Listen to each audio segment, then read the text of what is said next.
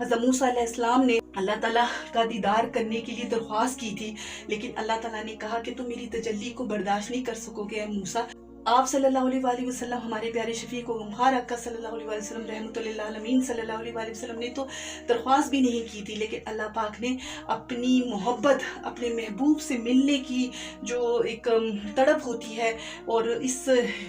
ہجر و فراق کو دور کرنے کے لیے آپ کو اپنا قرب خاص دینے کے لیے معراج پر، عرش عظیم پر آپ کو بلوایا، اور آپ نے وہاں جب اللہ تعالیٰ کا قرب خاص میں جو ہے وہ دیدار کیا اور اللہ تعالیٰ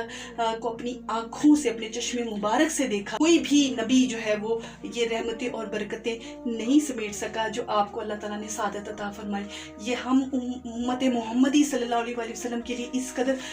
باعث رحمت اور شفقت اور خوشی اور شادمانی کی بات ہے، ہمارے لیے ایسا فخر کا مقام ہے کہ ہم امت محمدی صلی اللہ علیہ وسلم ہیں۔